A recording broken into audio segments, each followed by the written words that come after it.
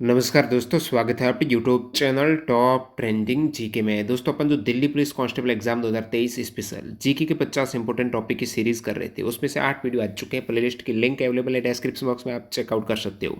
ये video number 9 है। इस वीडियो में अपन जो प्रमुख इंपॉर्टेंट पॉइंट और टीसीएस फैक्ट कवर करते हैं प्रीवियस ईयर के क्वेश्चन सहित। तो आज 9वें नंबर वीडियो में अपन विश्व की प्रमुख जल संधि और चैनल कवर करेंगे, मैप सहित देखेंगे। यहाँ से काफ़ी मैंने टीसीएस या फिर एसएससी एग्जाम से सवाल देखे हैं। भारत की तटरेखा है, तटरेखा से कौन सा राज्य कनेक्ट है और उसकी कितनी किलोमीटर तटरेखा है, वो एग्जाम में सवाल आते हैं। उनसे संबंधित कौन सी तटरेखा का नाम क्या है वो भी पूछ लेते हैं। संयुक्त राष्ट्र कानूनी संधि, जैसे किसी देश की स्थलीय सीमा से उसकी बाउंड्री तय हो जाती है, लेकिन उस देश का समुद्र में कितना अधिकार है वो संयुक्त राष्ट्र समुद्री कानूनी संधि से तय होता है। उसके कुछ नियम है वो देखेंगे। देश की समुद्री सीमा यहाँ से, और भारत की कुछ खाड़ियाँ हैं जहाँ से एग्जाम में सवाल आते हैं। इंपॉर्टेंट इंटरनेशनल बॉर्डर भी देखेंगे, जैसे 24वीं समानांतर रेखा हो गई, 38वीं समानांतर रेखा हो गई, ठीक है, या फिर मैकमोहन रेखा, रेड क्लिप रेखा, इस टाइप से बहुत से देशों के मध्य है वो बाउंड्री, उसका अलग अलग नाम है, वो भी लास्ट में कवर करेंगे। इंपॉर्टेंट है टॉपिक। पीडीएफ फाइल के लिए आपको टेलीग्राम चैनल ज्वाइन करना है, लिंक डिस्क्रिप्शन बॉक्स में है। @trendg के टेलीग्राम में सर्च करके भी आप ज्वाइन कर सकते हो, बाकी लिंक से आपका डायरेक्टली ज्वाइन हो जाएगा। तो यहाँ पर शुरुआत करते हैं इस टॉपिक में। सबसे पहले देखते हैं भारत की जो तटरेखा है, कौन सी राज्य की तटरेखा कितने किलोमीटर है वो कवर करते हैं। तो भारत में कुल आपको पूछ लें कितने किलोमीटर लंबी तटरेखा है, तो आप फटाक से कहेंगे 7516 किलोमीटर। कितनी है? 7516 यानी 7516.6 किलोमीटर भारत की तटरेखा की बाउंड्री है। तटरेखा का मतलब है, जो इंडिया मैप आप नीचे से इस प्रकार देखते हो, तो ये वाली जो समुद्र से टच होने वाली बाउंड्री है, ये आपका दिख रहा है समुद्र है पूरा। तो ये वाली बाउंड्री टोटल जो भारत की कवर होती है वो लगभग 7516 किलोमीटर है। तो इसकी बात हो रही, तो इनसे कौन कौन से राज्य आते हैं, जैसे ऊपर गुजरात आता है, फिर आपको दमन दीव मिल जाएगा, महाराष्ट्र मिलेगा, कर्नाटक मिलेगा, केरल मिलेगा, तमिलनाडु, आंध्र प्रदेश मिलेगा, ओडिशा मिलेगा और पश्चिम बंगाल मिलेंगे। तो इतने टोटल 9 राज्य कवर होते हैं। साथ ही साथ यहाँ पर लक्षद्वीप और अंडमान निकोबार भी हैं, और पुदुचेरी भी आपके आ जाता है। यहाँ पर आप देख सकते हो पुदुचेरी हैं और दादर नगर हवेली है। तो ये सभी 4 केंद्र शासित प्रदेश और 9 राज्य हैं जो कि तटीय बाउंड्री है वो कवर करते हैं। तो आप देख सकते हो कौन कौन से राज्य। एक बार फिर यहाँ पर बाउंड्री की बात करूँ, 7516.6 किलोमीटर है। इन 7516 में से और द्वीप क्षेत्र अलग हैं और बाकी जो मुख्य भूमि तटरेखा वो अलग है। तो द्वीप जैसे कि अंडमान निकोबार लक्षद्वीप है, इन दोनों की 2094 किलोमीटर हो जाएगी। अंडमान निकोबार लक्षद्वीप की 2094 किलोमीटर। और बाकी जितने भी राज्य हैं या फिर 2 केंद्र शासित प्रदेश हैं, जिसमें दमन दीव है और आपका पुदुचेरी है, और राज्य 9 राज्य सहित 5422 किलोमीटर है वो मुख्य भूमि की लंबाई है। यानी द्वीप के अलावा 5422 किलोमीटर मुख्य भूमि की है, और द्वीप की है, आइलैंड की है, वो 2094 है। तो इस प्रकार टोटल करने पर आपके 7516.6 किलोमीटर है वो बाउंड्री कवर होती है। आगे बढ़े उससे पहले मैं आपको बता दूं बेहतरीन डील जो कि टेक्स्ट बुक की तरफ से आ रही हैं। अभी यदि आप टेक्स्ट बुक पास जस्ट आने वाले 3 से 4 घंटों में लेते हो, सबसे पहले यदि आप ये वीडियो देख रहे हो, तो आपके टेक्स्ट बुक ने बेहतरीन सबसे अच्छा ऑफर निकाल के आया है, जो कि मंथ में लगभग एक बार इस टाइप से डील देखने को मिलती है। टेक्स्ट बुक पास प्रो आपको 314 रुपये में, हमेशा आपको टेक्स्ट बुक पास प्रो है। यदि ऑफर नहीं चल रहा होता तो 499 में मिलता है, और कुछ ऑफर चल रहा होता है तो फिर वो 359 वगैरह मिल जाते हैं। अभी जो केवल 4-5 घंटों के लिए ये डील आप 314 रुपये में ग्रैब कर सकते हो टीटीजी के कूपन कोड यूज़ करके। बाकी यहाँ पर वीडियो लेट देख रहे हो तो इसमें भी आपको मिल जाएगा ऑफर, टीटीजी के कूपन कोड से 10% एक्स्ट्रा डिस्काउंट मिल जाएगा।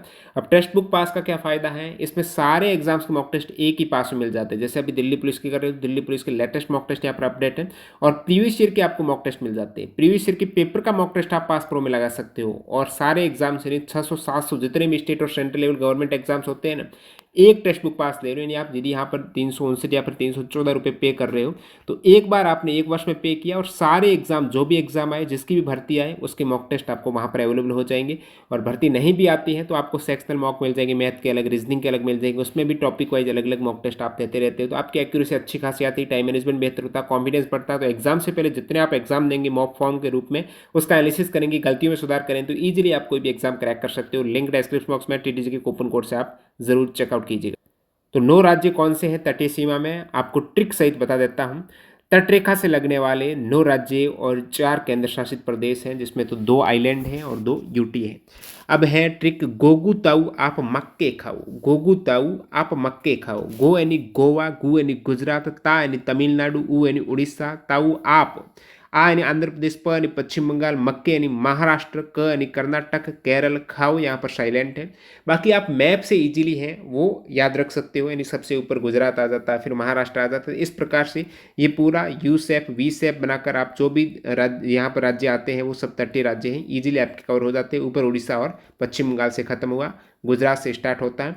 तो ये जो 9 तटीय राज्य हैं वो कितने किलोमीटर बाउंड्री कवर करते हैं ये जानना आपके लिए आवश्यक है। अब 9 तटीय राज्यों में गुजरात सबसे पहले आपको ऊपर मिलेगा, तो वो सबसे बड़ी बाउंड्री है शेयर करने वाला राज्य तटीय रेखा। आपको सवाल पूछ लें सबसे ज़्यादा तटीय रेखा कौन सा राज्य है वो लगती है, तो तट रेखा सबसे ज़्यादा गुजरात की है, 1214.7 किलोमीटर। ठीक है, 1214.7 किलोमीटर राज्य के केस में गुजरात है। बाकी ओवरऑल पूछ रहे राज्य और केंद्र शासित प्रदेश में, तो उस केस में आपका अंडमान निकोबार आइलैंड है, इसकी तटरेखा सबसे अधिक है, 1962 किलोमीटर है अंडमान निकोबार आइलैंड की। राज्य के केस में टॉप पर गुजरात है। अब यहाँ पर पूछा जाता है सेकंड राज्य कौन सा है, थर्ड राज्य कौन सा है तटरेखा में, क्योंकि सेकंड और थर्ड तक डायरेक्टली सवाल पूछ लेते हैं, तो ये पूरा आपको क्रम वाइज याद रखना है। गुजरात की सबसे ऊपर है 1214 किलोमीटर यानी 1214 किलोमीटर। उसके बाद आंध्र प्रदेश है, सेकंड सबसे बड़ी तटीय रेखा है वो आंध्र प्रदेश की है, 973 किलोमीटर आंध्र प्रदेश है। आंध्र प्रदेश सेकंड है, जी के बाद ए है। उसके बाद टी है तमिलनाडु, तो तमिलनाडु की है 906 किलोमीटर। तो गुजरात, आंध्र प्रदेश, तमिलनाडु ये टॉप 3 वाले स्टेट जिसकी तटीय रेखा सबसे अधिक है। चौथे स्थान पर महाराष्ट्र 652 है, पांचवें पर केरल 569 है, छठे पर उड़ीसा है 476 है, सातवें पर कर्नाटक 280 है, वेस्ट बंगाल 157 और सबसे कम तटीय रेखा है 101 किलोमीटर गोवा की। कौन सा राज्य सबसे कम तटीय रेखा है, तो वो गोवा की 101 किलोमीटर है। सेकंड सबसे कम किसकी है, पश्चिम बंगाल की 157 किलोमीटर है। बाकी ओवरऑल में सबसे कम आपको दमन दीव की देखने को मिलेगी, 42.5 किलोमीटर है। तो ये 4 तटीय केंद्र शासित प्रदेश कहो, 2 आइलैंड है, 2 ये यूटी है, तो आइलैंड भी वैसे एक यूटी में ही आते हैं। अंडमान निकोबार 1962 हाईएस्ट है, लक्षद्वीप की 132 किलोमीटर है। तो यहाँ पर आपको यूटी में सबसे अधिक पूछे तो अंडमान निकोबार, ओवरऑल में भी अंडमान निकोबार है। यूटी में सबसे कम पूछे तो दमन दीव की है, 42.5 किलोमीटर है, ये याद रखिएगा। दमन दीव की सबसे कम है, डीडी की सबसे कम है। और इस प्रकार टोटल आप इन सभी को ऐड करेंगे यहाँ पर एक साथ, आप देख सकते हो गुजरात, आंध्र प्रदेश, तमिलनाडु, महाराष्ट्र, केरल, उड़ीसा, कर्नाटक, वेस्ट बंगाल, गोवा, आंध्र प्रदेश, लक्षद्वीप, पुदुचेरी, दमन दीव, तो भारत की टोटल तटीय लंबाई हो जाएगी 7516.6 किलोमीटर। और इन 7516 में से जो 2094 किलोमीटर है वो आइलैंड की है, यानी लक्षद्वीप, अंडमान निकोबार की, और 5422 किलोमीटर 5422 किलोमीटर है वो बाकी इनलैंड की है, मुख्य भूमि की है, मेनलैंड की है। तो ये सभी आप देख सकते हो। 9 राज्य कौन से हैं, गुजरात हो जाएगा, महाराष्ट्र सेकंड, कर्नाटक थर्ड, और चौथा आपका केरला, पांचवा तमिलनाडु, छठा आंध्र प्रदेश, सातवां यहाँ पर उड़ीसा, आठवां पश्चिम बंगाल, और बीच में रह गया गोवा आपका 9वां। तो ये 9 राज्य हैं जो तटीय रेखा है। और केंद्र शासित प्रदेश में इधर आपका डीडी दमन दीव मिल जाएगा, और ये आपका पुदुचेरी मिल जाएगा, बाकी लक्षद्वीप और अंडमान है। तो ये आपका पूरा तटीय रेखा हो जाएगी। तो इन तट रेखा में भी अरब सागर से लगे भारतीय राज्य या फिर संघ राज्य जो अरब सागर के तट में हैं, या फिर आप कह सकते हो पश्चिमी तटीय राज्य, तो इस साइड वाले ये वाले पश्चिम में है, तो गुजरात, महाराष्ट्र, गोवा, कर्नाटक, केरल है 5 राज्य, और 2 यूटी आपके दमन द्वीप आ जाएंगे, लक्षद्वीप आ जाएगा, दादर और नगर हवेली, दमन दीव एक ही है। तो ये सभी आपका आ जाएगा पश्चिम साइड में। और बंगाल की खाड़ी पश्चिम साइड है, इस साइड आपका अरब सागर है ना, तो अरब सागर से कनेक्ट होने वाले ये, बंगाल की खाड़ी से कनेक्ट होने वाले राइट साइड वाले, इस साइड वाले, जैसे आप कह सकते हो बंगाल की खाड़ी से लगे राज्य पूर्वी तटीय राज्य है, तो इस साइड आपका नीचे से आप कह सकते हो आंध्र प्रदेश, तमिलनाडु आ जाते हैं, और फिर उसके ऊपर आपको उड़ीसा और पश्चिम बंगाल देखने को मिल जाएगा, और पुदुचेरी, अंडमान निकोबार है, 2 यूटी भी सम्मिलित हैं। तो ये सभी मैंने आपको बता दिया है। सबसे लंबी तटरेखा वाला राज्य गुजरात है। आपको पूछ रहे गुजरात में कुल कितने बंदरगाह हैं, पोर्ट कितने हैं, तो गुजरात में 41 बंदरगाह है। गुजरात का समुद्र तट अरब सागर से घिरा है, इस साइड है अरब सागर में। इसमें से एक प्रमुख बंदरगाह है कांडला पोर्ट को दोस्तों दीनदयाल बंदरगाह कहा जाता है, जो कि गुजरात में है। भारत का पहला समुद्री राष्ट्रीय उद्यान कच्छ की खाड़ी भी गुजरात में है, जो कि मूंगा है, कोरल चट्टानों का घर है कच्छ की खाड़ी, ये भारत का पहला समुद्री राष्ट्रीय उद्यान है। कच्छ की खाड़ी गुजरात में है और गुजरात का समुद्र तट सबसे लंबा है। 41 पोर्ट हैं, जहाँ पर कांडला पोर्ट भी गुजरात में है, ओखा पोर्ट, ये दीनदयाल बंदरगाह है, कांडला पोर्ट को कहा जाता है। अब यहाँ पर महाराष्ट्र की बात करूँ जो समुद्र तट में, महाराष्ट्र की जो सीमा है, महाराष्ट्र की जो बाउंड्री है उसे कोंकण तट कहा जाता है। यानी आप कहेंगे यहाँ से यहाँ तक जो बाउंड्री निकल के आ रही है गोवा तक भी, तो ये कोंकण तट है। इस बाउंड्री को कोंकण तट कहा जाता है। महाराष्ट्र की बाउंड्री को कोंकण तट आप कहेंगे। नेक्स्ट, महाराष्ट्र की आप देखेंगे तो पूर्व में आपको पश्चिमी घाट पर्वत श्रृंखला देखने को मिलेगी और पश्चिम में अरब सागर है, उत्तर में दमन गंगा नदी और दक्षिण में गंगावली नदी से घिरा हुआ है। और महाराष्ट्र में टोटल पोर्ट कितने, जैसे गुजरात में 41 है तो यहाँ पर 53 पोर्ट है, 53 बंदरगाह है महाराष्ट्र में, गुजरात में 41 है। और जैसे कि महाराष्ट्र में जवाहरलाल नेहरू बंदरगाह, जिसे नाहवा शेवा पोर्ट पहले कहा जाता था, मुंबई बंदरगाह, ये सभी महाराष्ट्र में है। भारत में सबसे कम तटरेखा है गोवा की है, 101 है। और कर्नाटक के तटीय क्षेत्र को कनारा कहा जाता है। जैसे कि महाराष्ट्र को आप कोंकण बोल रहे थे, तो कर्नाटक का तटीय क्षेत्र है उसको कनारा कहेंगे। कर्नाटक है तो कनारा कहेंगे। कर्नाटक में 10 प्रमुख आपको पोर्ट देखने को मिलेंगे। मैंगलोर पोर्ट, तदादी पोर्ट, ये कर्नाटक में है। केरल में भारत की 5वीं सबसे बड़ी तटरेखा है। केरल में तटरेखा है जो 5वीं सबसे बड़ी, यानी पहली गुजरात है, फिर आंध्र प्रदेश है, फिर तमिलनाडु है, फिर महाराष्ट्र है और 5वें स्थान पर केरल है। केरल की जो तटरेखा है ना, जैसे महाराष्ट्र की तटरेखा कोंकण है, कर्नाटक की कनारा है, केरल की जो तटरेखा को मालाबार तट कहा जाता है। केरल का तट है जो कोस्टल लाइन है उसे मालाबार तट कहेंगे। तो केरल में है मालाबार तट, मालाबार केरल में। केरल के प्रमुख बंदरगाह कोचिन पोर्ट है और काहनागढ़ पोर्ट है, कोट्टायम पोर्ट है, कलिचंदुकम पोर्ट है, कोलम है, विंझिंगम पोर्ट है, ये सभी बंदरगाह है केरला में। मालाबार तट है केरला में। तमिलनाडु के समुद्री तट को क्या कहा जाता है, तो कोरोमंडल है। तमिलनाडु का समुद्री तट है कोरोमंडल, तमिलनाडु में है कोरोमंडल है, ठीक है। और इसमें पोर्ट की बात करें तो तूतीकोरिन और चेन्नई पोर्ट है, फिशिंग पोर्ट है, मरीना बीच है, जो भारत का सबसे बड़ा प्राकृतिक शहरी आपको समुद्र देखने को मिलेगा, मरीन ड्राइव। मन्नार की खाड़ी समुद्री राष्ट्रीय उद्यान है, यह भी तमिलनाडु में। आंध्र प्रदेश की तटरेखा भारत की दूसरी सबसे लंबी तटरेखा है आंध्र प्रदेश की। तो ये आंध्र प्रदेश में प्रमुख 12 बंदरगाह, जैसे विशाखापट्टनम आंध्र प्रदेश में, गंगावरम आंध्र प्रदेश में, कृष्णापट्टनम, मछलीपट्टनम, ये सभी आंध्र प्रदेश में पोर्ट हैं। तूतीकोरिन कहाँ पर है, तमिलनाडु में है। विशाखापट्टनम आंध्र प्रदेश में है। फिशिंग पोर्ट कहाँ पर, तमिलनाडु में है। मरीना बीच जो कि भारत का सबसे बड़ा प्राकृतिक शहरी समुद्री तट है, ये भी तमिलनाडु में है। और आंध्र प्रदेश में कृष्णापट्टनम, मछलीपट्टनम, ये सभी। ओडिशा का प्रमुख बंदरगाह कौन सा है, तो पारादीप पोर्ट है, ये ओडिशा में है। पारादीप पोर्ट आप ध्यान रखिएगा, ओडिशा में है पारादीप पोर्ट। पश्चिम बंगाल की बात करूं तो 2 प्रमुख पोर्ट पश्चिम बंगाल में, कोलकाता बंदरगाह को श्यामा प्रसाद मुखर्जी पोर्ट कहा जाता है और एकमात्र नदी बंदरगाह जो हुगली नदी के बाएं किनारे पर स्थित है वो कोलकाता बंदरगाह एकमात्र नदी बंदरगाह भारत का। तो भारत का एकमात्र रिवर जो पोर्ट है वो श्यामा प्रसाद मुखर्जी बंदरगाह या फिर कोलकाता पोर्ट, जिसे श्यामा प्रसाद मुखर्जी पोर्ट कहते हैं। और बाकी हल्दिया बंदरगाह आपको पश्चिम बंगाल में देखने को मिलेगा, हल्दिया, श्यामा प्रसाद मुखर्जी पोर्ट, कोलकाता बंदरगाह। पश्चिम बंगाल के सुंदरवन डेल्टा से काफ़ी बार सवाल आता है कि दुनिया का सबसे बड़ा मैंग्रोव वन कहाँ पर मिलेगा, सुंदरवन डेल्टा, जो कि पश्चिम बंगाल में है। तो ये पोर्ट ध्यान रखिएगा, श्यामा प्रसाद मुखर्जी पोर्ट जो कोलकाता बंदरगाह का नाम है, हुगली नदी पर है, एकमात्र भारत का नदी बंदरगाह है। हल्दिया पोर्ट भी पश्चिम बंगाल में। नेक्स्ट अपन यहाँ पर मैं बता दिया है कौन कौन सा केंद्रा तट है, मालाबार तट कौन सा है, तो ये सब कुछ केरल में जैसे मालाबार तट है, कोरोमंडल इधर आपका पूरा तमिलनाडु में है, केंद्रा हो गया, कोंकण तट है वो महाराष्ट्र में है। अब नेक्स्ट यहाँ पर एक इंपॉर्टेंट फैक्ट की बात करूँ, आपको पूछ लें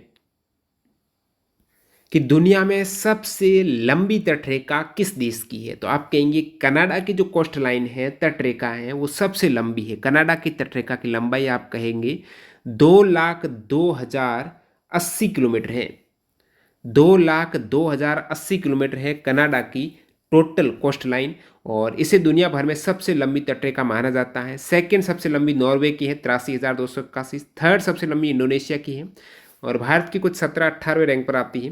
भारत हिंद महासागर में जो इंडियन ओशियन है उसमें सबसे बड़ी तटरेखा, सबसे लंबी तटरेखा वाला राज्य आपको पूछे, सॉरी देश आपको पूछ ले तो वो भारत है। हिंद महासागर में सबसे लंबी तटरेखा इंडिया की, बाकी ओवरऑल में कनाडा की तटरेखा सबसे लंबी है। अब बात करते हैं कोई भी देश का समुद्र में कितना अधिकार है, कहाँ तक उसकी समुद्र में समुद्री क्षेत्र है जो उस देश को अधिकार मिलता है, वहाँ पर उनके नियम वगैरह लागू होते हैं। तो संयुक्त राष्ट्र समुद्री कानून संधि इसके लिए लाई गई थी, समुद्र में किसी देश के अधिकार के लिए। इस संधि पर जो हस्ताक्षर करता देश है वो उसको फॉलो कर रहे हैं। तो संयुक्त राष्ट्र समुद्री कानून संधि, UN convention on the law of the sea, इसे लॉ ऑफ सी संधि कहा जाता है। यूएन क्लोज अनक्लोज भी आप कह सकते हो। जो United Nations convention on the law of sea जो एग्रीमेंट है, संधि है, ट्रीटी है, इस पर संयुक्त राज्य अमेरिका यूएसए ने हस्ताक्षर नहीं किए। यूएसए इस संधि को नहीं मानता, रेस्पेक्ट जरूर करता, लेकिन हस्ताक्षर करता नहीं है। तो संयुक्त राष्ट्र समुद्री कानून संधि आई थी 1982 में। 10 दिसंबर 1982 को ये मॉन्टेगो बे, जमैका में इस संधि पर सबसे पहले हस्ताक्षर किए गए और वर्तमान में इसके हस्ताक्षरकर्ता लगभग 170 के आसपास हैं। और ये जो संधि है संयुक्त राष्ट्र समुद्री कानून संधि है, यूएन क्लोज इसे शॉर्ट में कहेंगे, ये विश्व के समुद्र और महासागर के उपयोग के लिए एक ढांचा प्रदान करता है नियमावली का, जिसके अर्थात कह सकते हो विश्व के सागर और महासागर पर कोई देश का कितना अधिकार है, उत्तरदायित्व है, उसके लिए वो क्या क्या नियम स्थापित कर सकते हैं, वो सारा कुछ आपको यूएन क्लोज में देखने को मिलेगा। और जब ये 1982 में संधि आई थी, उसमें एक नियम रखा गया था कि जब तक इस संधि में 60 देश हस्ताक्षरकर्ता न बन जाते तब तक ये संधि लागू नहीं होगी। तो 1982 में आई और 1994 में इसमें 60 देश जैसे ही हस्ताक्षरकर्ता हुए तो ये संधि एक तरीके से प्रभावी रूप से लागू हुई। तो 1994 में 60वां देश कौन सा हस्ताक्षर किया है, तो वो देश है दोस्तों गयाना देश। गयाना इस पर 60वां देश बना हस्ताक्षर करने वाला और 1994 में ये संधि प्रभावी रूप से लागू हो गई। जहां पर किसी देश का समुद्र में क्या अधिकार है उसकी नियमावली इस संधि के तहत है वो फॉलो हो रही है। यूएन क्लोज यहाँ पर 1982 में आई और समुद्र के कानून के लिए अंतर्राष्ट्रीय अधिकरण भी है। समुद्र के कानून के लिए आप न्यायालय में चाहेंगे, भाई संधि का उल्लंघन होता है तो कौन से न्यायालय में जाएं, तो यहाँ पर आप इंटरनेशनल जो कोर्ट है हेग में जा सकते हो। इसके अतिरिक्त आप समुद्र के कानून के लिए एक अंतर्राष्ट्रीय अधिकरण भी है, international tribunal for the law of the sea, ये आईटी लॉस हैम्बर्ग जर्मनी में है। समुद्र में इस संधि का उल्लंघन होता है तो उसके लिए आप जा सकते हो समुद्र के कानून के लिए अंतर्राष्ट्रीय अधिकरण या फिर international tribunal for the law of the sea, ITLOS Hamburg Germany में। अब ये बार बार मैं संधि बोल रहा हूँ यूएन क्लोज, इस संधि में क्या प्रावधान किए गए हैं, कोई देश की कहाँ तक कितने किलोमीटर तक उस देश का अधिकार रहता है उसके बारे में बात करें तो कुछ 5 प्रमुख यहाँ पर पॉइंट हैं जो कि इस संधि में तय हुए हैं। आधार रेखा क्या है इस संधि में बताया गया है, आंतरिक जल क्या है, प्रादेशिक समुद्री सीमा और कॉन्टिन्यूस अविच्छिन्न या फिर सन्निहित क्षेत्र क्या है और अनन्य आर्थिक क्षेत्र क्या है, एक्सक्लूसिव इकोनॉमिक जोन क्या है, वो बात करते हैं। सबसे पहले यहाँ पर बात करते हैं इस संधि में बेस लाइन का क्या है। जैसे कि ये आपका पूरा पृथ्वी है, नीचे भूमि है, ठीक है, ये पूरा आपका जल है। तो बेस लाइन की बात करें तो इसकी तट रेखा एक तरीके से बेस लाइन। अब जो भी समुद्र है ये डायरेक्ट सीधा तो ऐसा है नहीं, आपको समुद्र और तट रेखा ऐसी सीधी तो देखने को मिलेगी नहीं, ऐसे इस प्रकार आपको देखने को मिल सकती है। तो यहाँ पर बिल्कुल इसका स्टेट बना देंगे ना, ये पूरा स्टेट, तो ये बेस लाइन बन जाएगी। इस बेस लाइन के अंदर वाला जो जल रह गया कहीं कहीं इस टाइप से ऊंचा नीचा है, तो ये जल जो अंदर रह गया तो इसे इंटरनल वाटर आप बोलेंगे, आंतरिक जल बोलेंगे। तो ये बेस लाइन बन गई आपकी पूरी बेस लाइन। इसके अंदर जो जल रह गया है या फिर जो पृथ्वी यहाँ पर भूमि के अंदर कोई नदी बनी हुई है, कोई झील है, तो आंतरिक पूरा जो जल है उसे इंटरनल वाटर बोलेंगे और ये बेस लाइन है। अब बेस लाइन से शुरू के 12 नॉटिकल्स माइल्स हैं उसे टेरिटोरियल सी कहेंगे। 12 नॉटिकल माइल यानी 12 समुद्री मील, और ये आपका क्षेत्र होगा सबसे पहले वाला वो टेरिटोरियल सी है, प्रादेशिक क्षेत्र है। प्रादेशिक क्षेत्र के बाद नेक्स्ट 12 माइल्स हैं वो कॉन्टिन्यूस, यानी ये टोटल 24 माइल कह सकते हो जो कि सन्निहित क्षेत्र है या फिर कॉन्टिजियस जोन है। ये टोटल 12 नॉटिकल मील है, आधार रेखा से ये 24 नॉटिकल मील है। और थर्ड आपका EEZ है, एक्सक्लूसिव इकोनॉमिक जोन, विशेष आर्थिक क्षेत्र है। ये 200 नॉटिकल मील्स का है। कितना है? 200 नॉटिकल मील्स का है। तो इसको थोड़ा और मैं बता देता हूं ताकि आपका कन्फ्यूजन दूर हो जाए। तो आधार रेखा आप समझ गए हैं, ये तट के साथ साथ तटवर्ती देश द्वारा आधिकारिक तौर पर मान्यता प्राप्त निम्न जल रेखा है, यानी सबसे तट के नज़दीक जो जल रेखा है ना, एक स्टेट रेखा बना दी। यह तट तो सीधा होगा नहीं, टेढ़ा मेढ़ा इस टाइप से हो सकता है। तो यहाँ पर स्टेट जो रेखा बन गई वो आपकी बेस लाइन बन गई। बेस लाइन के बाद यहाँ पर समुद्री सीमा तय हो रही है, बेस लाइन से स्टार्ट हो रही है समुद्री सीमा, एक तरीके से समझ सकते हो। बेस लाइन के जो भी पीछे हैं वो इंटरनल वाटर है। यहाँ पर ये पीछे हैं और भी भूमि में नदियाँ हैं, झीलें हैं जो उस देश के इंटरनल है, वो पूरा इंटरनल वाटर है, आंतरिक जल है जहाँ पर उस देश का पूर्णतः अधिकार रहता है। सब कुछ नियम वहाँ पर लागू होते हैं आंतरिक जल में। आंतरिक जल के बाद बेस लाइन के परे आपको सबसे पहले टेरिटोरियल सी देखने को मिलता है प्रादेशिक समुद्री सीमा। जो बेस लाइन बन गई है उसके इस साइड तो आंतरिक जल है और सबसे पहला इस साइड आपको देखने को मिलेगा 12 मील है वो समुद्री मील है। नॉटिकल मील की बात हो रही है, 12 नॉटिकल मील है। ये आपकी सबसे पहली बाउंड्री 12 नॉटिकल मील, जिसे आप कह रहे हो प्रादेशिक समुद्री सीमा या फिर टेरिटोरियल सी कह रहे हो। और ये जो 12 नॉटिकल मील समुद्र मील है, बेसिक मील से, स्टैंडर्ड मील से अलग होती है। एक नॉटिकल मील में 1.852 किलोमीटर होते हैं दोस्तों। एक नॉटिकल मील में कितने किलोमीटर होते हैं? 1.852 किलोमीटर होते हैं एक समुद्री मील में। तो ये बेस लाइन से 14 नॉटिकल मील है वो दूर है, 14 नहीं 12 नॉटिकल मील। तो प्रादेशिक समुद्र में क्या क्या अधिकार होते हैं? जैसे कि इंटरनल वाटर में सब कुछ अधिकार होते हैं, उसी प्रकार से प्रादेशिक समुद्री सीमा, जहां पर आप कह सकते हो पूर्ण अधिकार होता है, जैसे इंडियन कोस्ट गार्ड वगैरह है, ये पूरे प्रादेशिक सीमा में उनका अधिकार रहता है। तो प्रादेशिक समुद्र पर तटीय देशों की संप्रभुता और न्यायाधिकार का क्षेत्र, जिसमें उस देश का संपूर्ण अधिकार है और सारे भारतीय संविधान के कानून यहाँ पर, क्योंकि ये टेरिटोरियल है, नहीं भारत का ही क्षेत्र है, एक तरीके से प्रादेशिक है, भारत का ही है। तो 12 नॉटिकल मील शुरुआत के, जैसे आप प्रादेशिक टेरिटोरियल सी कहते हो, सब कुछ कानून यहाँ पर लागू होते हैं, एक तरीके से पूर्णतः भारत का ही ये क्षेत्र हो जाएगा। तो शुरुआती 12 नॉटिकल मील टेरिटोरियल सी है। इन 12 के बाद नेक्स्ट 12 है वो आपका कॉन्टिजियस जोन है, यानी आधार लाइन से, जो आपकी आधार लाइन यहाँ पर निकल के आ रही थी, उस आधार लाइन से शुरुआत के 12 थे वो आपका हो जाएगा टेरिटोरियल प्रादेशिक सीमा। इन 12 के बाद नेक्स्ट 12 है, यानी बेस लाइन से ये 24 है, बेस लाइन से 24 नॉटिकल मील्स हैं, वो आपका अविच्छन या सन्निहित क्षेत्र है। सन्निहित क्षेत्र का विस्तार आधार रेखा से 24 नॉटिकल मील है। और इसमें प्रमुख रूप से 3 अधिकार कौन से हैं? सीमा शुल्क वसूली का अधिकार है इस 24 नॉटिकल मील तक, या फिर ये जो नेक्स्ट 12 है आपका टेरिटोरियल के बाद, इसमें सीमा शुल्क वसूली का अधिकार रहता है उस गवर्नमेंट का, देश की, जिसमें राजकोषीय आवर्जन, स्वच्छता का अधिकार रहता है यहाँ पर, और वित्तीय का अधिकार, कारोबार करने का अधिकार है, वो इन 24 नॉटिकल मील तक रहता है। ये प्रमुख 3 अधिकार सीमा शुल्क वसूली का है, और कारोबार करने का अधिकार, वित्तीय अधिकार और स्वच्छता का अधिकार, 3 प्रमुख अधिकार यहाँ पर रहते हैं। इसमें संबंधित देश को अपनी सीमा में न्यायाधिकृता का अधिकार है, लेकिन हवाई और अंतरिक्ष क्षेत्र पर ये लागू नहीं होता है इस समुद्र के ऊपर। और अंतिम यहाँ पर है जहाँ से एग्जाम में सवाल आते हैं, अनन्य आर्थिक क्षेत्र, एक्सक्लूसिव इकोनॉमिक जोन, यानी बेस लाइन जो आपकी स्टार्ट हुई थी उससे 200 नॉटिकल मील, 200 नॉटिकल मील बेस लाइन से ये पूरा 200 नॉटिकल मील तक उस देश का कहीं न कहीं अधिकार रहता है। तो आधार रेखा से 200 समुद्री मील तक भारत का अनन्य आर्थिक क्षेत्र है, एक एक्सक्लूसिव इकोनॉमिक जोन है। इस अनन्य आर्थिक क्षेत्र में क्या क्या अधिकार देखने को मिलते हैं? तो इसमें आप एक नया आइलैंड बना सकते हो, या फिर कह सकते हो नया द्वीप आप बना सकते हो, आर्टिफिशियल द्वीप यहाँ पर 200 नॉटिकल मील में आप बना सकते हो। और बात करूँ तो कोई वैज्ञानिक आप खोज कर सकते हो, वैज्ञानिक परीक्षण यहाँ पर कर सकते हो, यहाँ से प्राकृतिक संसाधन आप दोहन कर सकते हो। प्राकृतिक संसाधन समुद्र में कौन से होंगे? जैसे बॉम्बे हाई आपने नाम सुना होगा, बॉम्बे हाई, बॉम्बे हाई है मुंबई के पास में ही है, 200 नॉटिकल मील के अंतर्गत आता है। यहाँ से क्या निकलता है? तेल निकलता है, नेचुरल गैस निकलती है। भारत में तेल और नेचुरल गैस बॉम्बे हाई से निकलता है। तो ये इकोनॉमिक्स, एक्सक्लूसिव इकोनॉमिक जोन के अंतर्गत आता है। तो 200 नॉटिकल मील में आप वैज्ञानिक परीक्षण कर सकते हो, प्राकृतिक संसाधनों का दोहन कर सकते हो और द्वीप बना सकते हो, ये प्रमुख अधिकार मिलते हैं।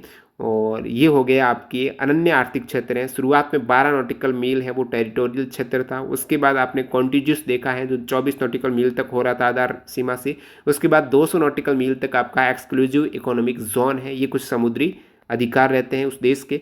अब नेक्स्ट अपना टॉपिक है खाड़ी। खाड़ी क्या होती है? खाड़ी को आप बे भी कह सकते हो, खाड़ी को आप गल्फ भी कह सकते हो। इसमें क्या अंतर है? तो बड़ी खाड़ियों को इंग्लिश में बे कहा जाता है। तो जैसे बंगाल की खाड़ी बड़ी खाड़ी है तो इसे आप बे कहेंगे, और संकड़ी या फिर छोटी खाड़ियाँ हैं उसे इंग्लिश में गल्फ कहा जाता है। जैसे कि गल्फ ऑफ खंबात, खंबात की खाड़ी, तो छोटी खाड़ी को गल्फ कहेंगे, बड़ी खाड़ी को बे कहा जाता है। ये थोड़ा बेसिक अंतर है। बाकी खाड़ी का मतलब क्या हुआ, बे या गल्फ का मतलब क्या हुआ कि 3 तरफ से वो भूमि से घिरी हुई है। एक तरफ से समुद्र है और 3 तरफ से भूमि, 3 तरफ से भूमि से घिरा समुद्री क्षेत्र है, वो खाड़ी कहा जाता है। बंगाल की खाड़ी 3 तरफ से समुद्र है, जो भूमि से घिरा हुआ है वो आपकी खाड़ी है। जैसे कि आप देख सकते हो यहाँ पर, ये अपना गुजरात का एरिया है, ठीक है। और इस एरिया में आपको ये जो 3 साइड, एक साइड, 2 साइड, 3 साइड, 1 2 3, 3 साइड आपको क्या मिल रही है? भूमि मिल रही है, और बीच में ये जल है जिसे आप खाड़ी बोलते हो। तो जैसे ये वाली गुजरात की इस टाइप से आप देखते हो गुजरात में, ये ऊपर वाला जो इस टाइप से खाड़ी है वो गल्फ की खाड़ी है, गल्फ की खाड़ी, सॉरी कच्छ की खाड़ी है, गल्फ और खाड़ी तो एक ही होता है। गल्फ ऑफ कच्छ है, कच्छ की खाड़ी है, और ये खंबात की खाड़ी है। इस साइड नीचे वाला जो आपके तीन साइड से पृथ्वी से भूमि से घिरा हुआ और एक साइड समुद्र है, ये खंबात की खाड़ी है। तो ये आपका गल्फ ऑफ कच्छ है और ये गल्फ ऑफ खंबात है। गल्फ जहाँ पर संकड़ी हो, छोटी खाड़ी हो वो गल्फ है, बड़ी है जैसे बंगाल है तो वो बे है।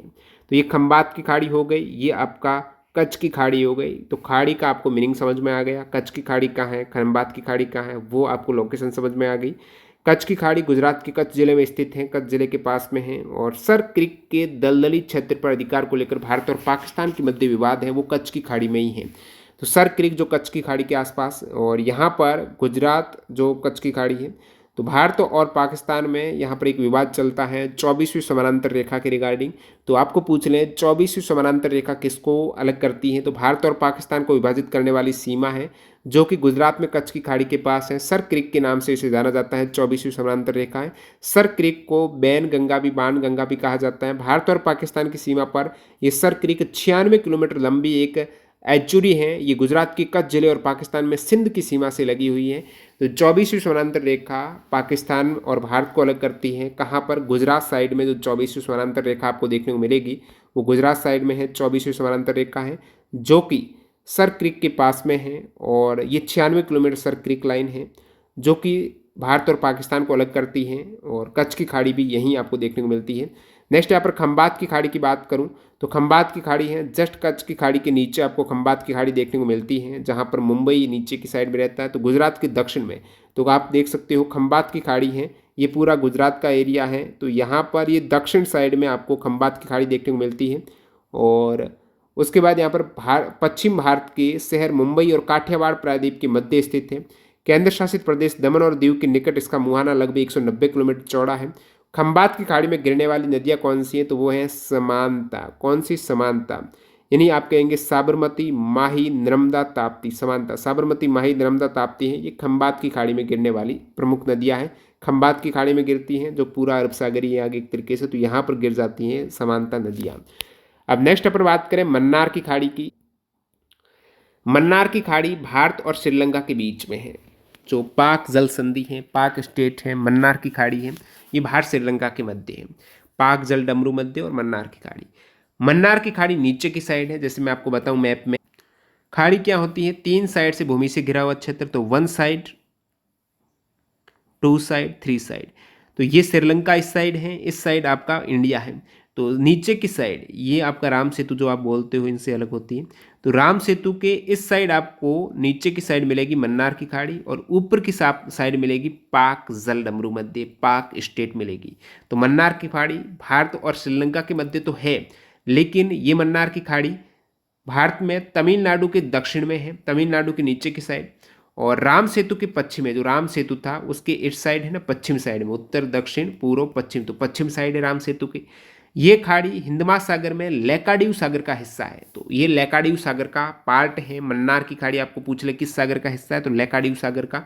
ये भारत के दक्षिण पूर्वी सिरे और श्रीलंका के पश्चिमी तट के बीच कोरोमंडल तट क्षेत्र में स्थित है। तो तमिलनाडु का क्षेत्र कोरोमंडल तट है, उसके क्षेत्र में स्थित है। जो दक्षिण पूर्वी सिरा श्रीलंका के पश्चिमी तट है, श्रीलंका का पश्चिमी साइड है। नीचे की साइड आप श्रीलंका का देख सकते हो कि मन्नार की खाड़ी श्रीलंका का इस साइड है। और ये पूरा आपका नीचे तमिलनाडु का जो कोस्ट लाइन है, इसे आप कोरोमंडल तट बोलते हैं। तो कोरोमंडल के ये इस साइड है, तमिलनाडु के दक्षिण साइड में। ये मन्नार की खाड़ी भारत के रामेश्वरम द्वीप से लेकर, भारत का रामेश्वरम द्वीप तमिलनाडु, वहाँ से लेकर श्रीलंका के मन्नार द्वीप, जो मन्नार द्वीप है वो श्रीलंका में, तो रामेश्वरम द्वीप और श्रीलंका के मन्नार द्वीप तक चूना पत्थर से बने द्वीपों की जो राम सेतु श्रृंखला है, इस खाड़ी को पाक खाड़ी से अलग करती है। तो राम सेतु श्रृंखला ये पाक खाड़ी से अलग करती है। आपको पूर्णतः समझ में आ गया है कि पाक वे से राम सेतु श्रृंखला अलग करती है। और ये जो खाड़ी है यहाँ से लेकर ये आपका मन्नार आइलैंड, इधर रामेश्वरम आइलैंड, इनके मध्य। और मन्नार की खाड़ी में कौन सी नदियाँ गिरती हैं वो बात करें तो दक्षिण भारत की जो नदियाँ हैं, थमीरा बारानी नदी, व्यापार नदी और श्रीलंका की मालवथु नदी, ये इनका मुहाना है। यानी जहाँ पर ये गिरती है वो इस खाड़ी में गिर जाती है। व्यापार नदी, थमीरा बारानी और मालवथु श्रीलंका की नदी। आपको पूछ ले मन्नार की खाड़ी में क्या पाया जाता है, तो या फिर डुगोंग है, ये कहाँ पर पाया जाता है? मन्नार की खाड़ी में। एक समुद्री गाय कहा जाता है, डुगोंग मछली है एक तरीके से, समुद्री गाय जैसे कह सकते हो, तो डुगोंग यहाँ पाई जाती है। मन्नार की खाड़ी में आपको डुगोंग नामक जानवर देखने को मिलेगा। समुद्री गाय इसे कहा जाता है, डुगोंग जो मछली नुमा मन्नार की खाड़ी में रहता है। नेक्स्ट अपन पाक जल संधि, न जाने कितने सवाल पाक जल संधि से एसएससी ने पूछे हैं। तो पाक जल संधि भारत और पाकिस्तान के मध्य नहीं है। पाक ये पीएल के है, पाक पाक स्टेट है।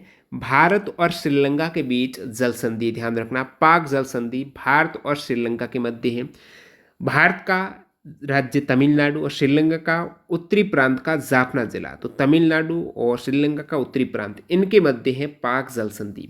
ये जल संधि पूर्व उत्तर में पाक खाड़ी, आपको नीचे इस जल संधि जो पाक जल संधि है ये आपका इस साइड आपने देखा कि पूर्व उत्तर में पाक खाड़ी और दक्षिण पश्चिम में मन्नार की खाड़ी को जोड़ती है। पाक स्टेट है ये, पाक खाड़ी और मन्नार खाड़ी इन दोनों को आपस में कनेक्ट करती है, कोई दिक्कत नहीं है। पाक जल डमरू मध्य पाक खाड़ी और मन्नार खाड़ी को कनेक्ट करती है। इसका नाम पाक स्टेट क्यों रखा गया? इस जल संधि का नाम रॉबर्ट पाक के नाम पर रखा गया, जो कंपनी राज अवधि के दौरान मद्रास के गवर्नर थे, इनके नाम पर। ये जो जल संधि है 64 से 137 किलोमीटर चौड़ी और 136 किलोमीटर लंबी है। वेगई नदी आपको पूछ ले कहाँ पर गिरती है, किस खाड़ी में गिरती है, तो वेगई नदी पाक खाड़ी में गिर जाती है। वेगई पाक हो जाती है, वेगई क्या हो जाती है? पाक खाड़ी में। पाक जल संधि के दक्षिण छोर पर प्रसिद्ध राम सेतु स्थित है, बिल्कुल राम सेतु से अलग होती है, तो राम सेतु पाक जल संधि के दक्षिण छोर पर स्थित है। तो ये पाक स्टेट आपका कवर हो गया। नेक्स्ट अपन बात करें बंगाल की खाड़ी, जिसे आप कहेंगे बे ऑफ बंगाल। बंगाल की खाड़ी बड़ी है तो बे है। बंगाल की खाड़ी हिंद महासागर का पूछ ले कौन सा भाग है, तो हिंद महासागर है, पूरा का पूरा नीचे की साइड आपको सागर मिलेगा वो हिंद महासागर मिलेगा, और ये पूरी आपकी बंगाल की खाड़ी है। तो ये ऊपर उत्तर है, ये पूर्वी, तो उत्तर पूर्वी भाग है बंगाल की खाड़ी हिंद महासागर का। बंगाल की खाड़ी हिंद महासागर का उत्तर पूर्वी भाग है। भौगोलिक रूप से भारतीय उपमहाद्वीप और इंडो चाइनीज प्रायद्वीप के बीच स्थित है। तो भारत और इंडो चाइनीज प्रायद्वीप के बीच स्थित है बंगाल की खाड़ी। ये दुनिया का सबसे बड़ा जल क्षेत्र है, जिसे आप बे ऑफ बंगाल बोलते हो, सबसे बड़ा जल क्षेत्र। ये त्रिभुजाकार खाड़ी है जो पश्चिम ओर से, अब कौन कौन से देश से कनेक्ट है ये जो खाड़ी बंगाल की खाड़ी, तो ये जो खाड़ी बंगाल की है आपको इस साइड पश्चिम ओर से मिल जाएगा इंडिया, और नीचे की साइड पूरा पश्चिम में श्रीलंका भी कवर हो जा रहा है, और उत्तर में आपको बांग्लादेश मिलेगा, एवं पूर्व की ओर ब्रह्मा और अंडमान निकोबार आइलैंड देखने को मिलेगा। ये भारत के पूर्वी तट पर स्थित एक बड़ी खाड़ी है, बिल्कुल पूर्वी साइड में है। अंडमान निकोबार द्वीप समूह इसी खाड़ी में स्थित है। बंगाल की खाड़ी में अंडमान निकोबार है, आपको पता है। बंगाल की खाड़ी को प्राचीन हिंदू ग्रंथों के अनुसार क्या कहा जाता था, तो बंगाल की खाड़ी को दोस्तों क्या कहा जाता था? महोदधि। क्या नाम था? महोदधि। महोदधि कहा जाता था बे ऑफ बंगाल को, बंगाल की खाड़ी को महोदधि कहा जाता था। बंगाल की खाड़ी का क्षेत्रफल कितना है, सरफेस एरिया है, तो इसका सरफेस एरिया है 26 लाख वर्ग किलोमीटर। 26 लाख वर्ग किलोमीटर। और देश कौन से? बांग्लादेश है, इंडिया है, इंडोनेशिया, म्यांमार, श्रीलंका है, इसके बेसिन देश हैं। इसकी अधिकतम लंबाई है 2090 किलोमीटर है, चौड़ाई 1610 किलोमीटर है। और जो बे ऑफ बंगाल है इसमें आपको कॉक्स बाजार बीच देखने को मिलेगा। अब कॉक्स बाजार बीच का क्यों यहाँ पर मेंशन किया है, क्योंकि ये सबसे बड़ा दुनिया का सबसे लंबा प्राकृतिक समुद्र तट है। यहाँ पर एक पॉइंट आ रहा प्राकृतिक है, बाकी ओवरऑल लंबा नहीं है, नेचुरल है, कोई आर्टिफिशियल समुद्र तट नहीं है। नेचुरल में सबसे बड़ा जो समुद्र तट है, बीच है, वो कॉक्स बाजार बीच है। अब कॉक्स बाजार बीच है कहाँ पर बंगाल की खाड़ी में, तो बांग्लादेश में स्थित है। बांग्लादेश में स्थित ये 120 किलोमीटर लंबा है, और ये दुनिया का सबसे लंबा प्राकृतिक समुद्री तट है, जिसकी लंबाई 120 किलोमीटर है, यानी 75 मील है। इस खाड़ी के किनारे स्थित है, यानी बे ऑफ बंगाल के किनारे स्थित है। कॉक्स बाजार जो बीच है वो कहाँ पर है? बांग्लादेश में है, और सबसे लंबा दुनिया का प्राकृतिक बीच है कॉक्स बाजार। और सुंदरवन जो कि सबसे बड़ा मैंग्रोव वन है पश्चिम बंगाल सुंदरवन, ये भी बे ऑफ बंगाल के किनारे स्थित है, बंगाल की खाड़ी के किनारे स्थित है। बंगाल टाइगर का प्राकृतिक आवास खाड़ी के किनारे स्थित है। बंगाल की खाड़ी में कौन सी नदियाँ गिरती है, तो गंगा, हुगली, पद्मा, ब्रह्मपुत्र, जमुना, जो ब्रह्मपुत्र जमुना एक ही नाम है, ब्राक, सुरमा, मेघना, इरावदी, गोदावरी, महानदी, ब्राह्मणी, बैतरणी, कृष्णा, कावेरी, ये नदियाँ यहाँ पर मुहाना है बंगाल की खाड़ी में। बंगाल की खाड़ी तो हो गई। कुछ इंपॉर्टेंट पॉइंट जहाँ से एग्जाम में सवाल मैंने काफ़ी बार टीसीएस के देखे हैं। एक पूछा जाता है कि पनामा नहर वो किस सागरों को जोड़ती है, तो पनामा है तो प्रशांत को जोड़ेगी, और आमा आ रहा तो अटलांटिक को जोड़ेगी। तो पनामा नहर प्रशांत महासागर और अटलांटिक महासागर को जोड़ती है। पनामा दोस्तों एक देश है, सेंट्रल अमेरिका का देश है, मध्य अमेरिका सेंट्रल अमेरिका का देश है पनामा। और पनामा नहर है प्रशांत महासागर और अटलांटिक महासागर को कनेक्ट करती है। प्रशांत और अटलांटिक महासागर को पनामा नहर कनेक्ट करती है। और कौन सी जल संधि इनको जोड़ती है? प्रशांत और अटलांटिक महासागर को जल संधि है वो मैगेलन जल संधि। ये जो सवाल है मैगेलन एनटीपीसी में पूछा हुआ है। मैगेलन जल संधि एनटीपीसी सीवीडी फर्स्ट में आया था। मैगेलन जल संधि है ये प्रशांत और अटलांटिक महासागर, प्रशांत और अटलांटिक को मैगेलन करती है, प्रशांत और अटलांटिक को जोड़ती है, जो पनामा नहर काम करती है। स्वेज नहर का भी सवाल पूछा हो तो लाल सागर और भूमध्य सागर को कनेक्ट करती है। स्वेज क्या करती है? लाभू कर देती है, भूमि को लाल कर देती है स्वेज, यानी भूमध्य सागर और लाल सागर वो स्वेज कर देती है भूमि को लाल। भूमध्य सागर और लाल सागर को स्वेज नहर जोड़ती है, पनामा नहर जोड़ती है, प्रशांत और अटलांटिक को जो मैगेलन जल संधि भी इनको जोड़ती है। अब जल संधि की बात बार बार कर रहा हूँ, जल डमरू मध्य की बात कर रहा हूँ, इंग्लिश में बोले तो स्टेट की बात कर रहा हूँ। स्टेट और चैनल होता क्या है, दोनों में क्या अंतर है वो देखते हैं। एक स्टेट होता है, एक चैनल होता है। कहीं ना कहीं ये जल संधियाँ हैं आपस में जोड़ने का काम करती हैं या फिर एक दूसरे को सेपरेट करने का काम करती है। जल डमरू मध्य स्टेट की बात करें तो एक संकीर्ण जल मार्ग है, संकीर्ण है, नैरो है। जल डमरू मध्य है, संकीर्ण है और दो बड़े समुद्रों को कनेक्ट करता है। जल डमरू मध्य है, जल को कनेक्ट करता है, समुद्रों को आपस में जोड़ता है।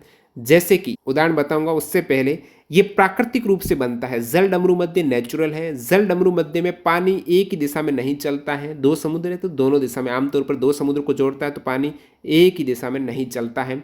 जल डमरू मध्य दो समुद्रों को जोड़ने वाला एक संकीर्ण जल मार्ग है। जैसे कि एक समुद्र इतना बड़ा है, इतना बड़ा है तो एक दूसरा समुद्र है यहाँ पर, तो ये आपस में कहीं ना कहीं एक संकीर्ण जल मार्ग से कनेक्ट होते हैं। ठीक है, इधर आपका मास भूलैंड आ गई, भूमि आ गई, इस साइड भी भूमि है। तो ये संकीर्ण जल मार्ग है जो इन दो महासागर को कनेक्ट करता है, वो आपका स्टेट है, वो आपका जल डमरू मध्य है। और चैनल क्या होता है, जैसे कि ये आपका एक भूभाग है, ठीक है, ये भूभाग और ये भी एक आपका भूभाग है।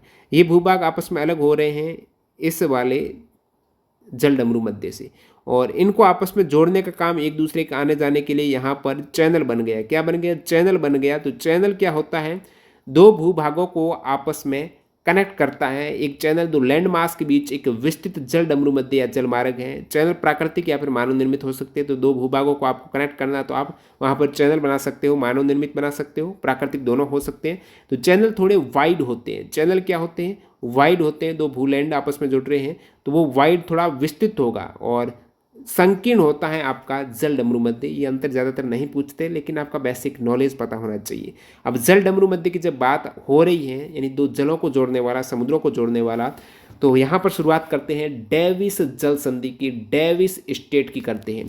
डेविस की जब बात आती है तो ग्रीनलैंड और बैफिन द्वीप को अलग करती है। दो भूभाग हैं, ग्रीनलैंड और बैफिन द्वीप, इसको अलग करती है। और जल संधि है तो कौन से जल को जोड़ती है? तो डेविस जल संधि है बैफिन की खाड़ी और अटलांटिक महासागर को जोड़ती है। और लार्जेस्ट आइलैंड है वर्ल्ड में, वो ग्रीनलैंड है। तो ग्रीनलैंड और बैफिन जो आइलैंड है इसको अलग करने वाली जल संधि है वो डेविस है। याद रखना, बैफिन आइलैंड कहाँ पर है? कनाडा में है। और ग्रीनलैंड है वो जो डेनमार्क में है। तो डेनमार्क और कनाडा को आपस में कनेक्ट करती है डेविस जल संधि। डेविस से डेनमार्क और कनेक्ट करती है कनाडा को। डेविस जल संधि डेनमार्क को कनाडा से कनेक्ट करती है, या फिर ग्रीनलैंड को बैफिन द्वीप से अलग करती है। बैफिन की खाड़ी और अटलांटिक महासागर को जोड़ती है, ये भी आप कह सकते हो। बैफिन की खाड़ी और अटलांटिक महासागर सबसे विश्व की सबसे चौड़ी जल संधि है। सबसे वाइड जो जल संधि है वो डेविस है। डेविस ऐसे ही नाम नहीं हो गया है, सबसे चौड़ा चलता है डेविस है, वो सबसे चौड़ी जल संधि है विश्व की। तो ये आप देख सकते हो किस टाइप से डेविस स्टेट है, सबसे चौड़ाई में सबसे बड़ी है डेविस। और ये कनाडा आपका इस साइड है, इस साइड आपका ग्रीनलैंड है। इसको आपस में कनेक्ट करने वाला चैनल बना देती है डेविस चैनल, डेविस स्टेट है। और ये है दोस्तों बैफिन की खाड़ी और ये है अटलांटिक महासागर।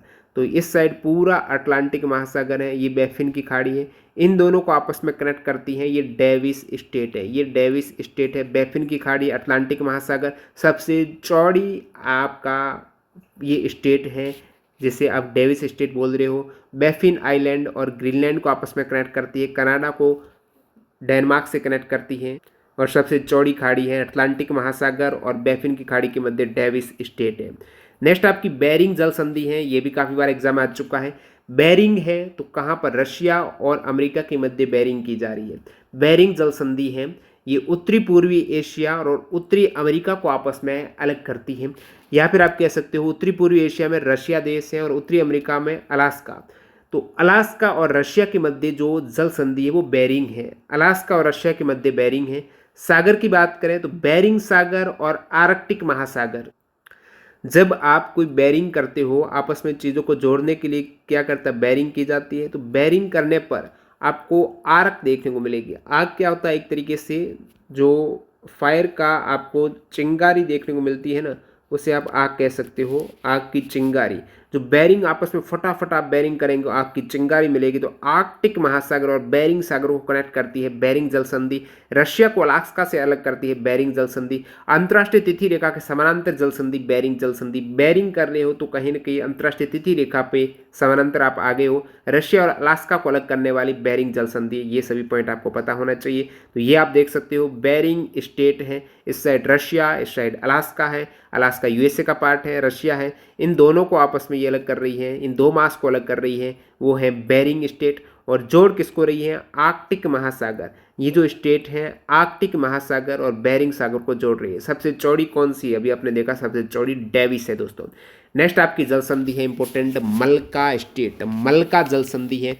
अब मलका जल संधि है, ये अंडमान सागर जो हिंद महासागर का भाग है, अंडमान सागर, और दक्षिण चीन सागर जो प्रशांत महासागर का भाग है, दक्षिण चीन सागर, इसको अलग करती है मलका जल संधि।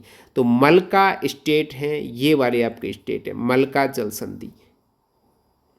तो एक साइड आपका हिंद महासागर का भाग है अंडमान सागर, और दूसरी साइड है आपका साउथ चीन जो प्रशांत महासागर का भाग है, दक्षिण चीन सागर। तो ये दक्षिण चीन सागर और ये आपका अंडमान सागर है, इन दोनों को आपस में जोड़ दिया है वो मलका ने जोड़ दिया है। तो मलका ने दक्षिण चीन सागर और अंडमान सागर को कनेक्ट किया है।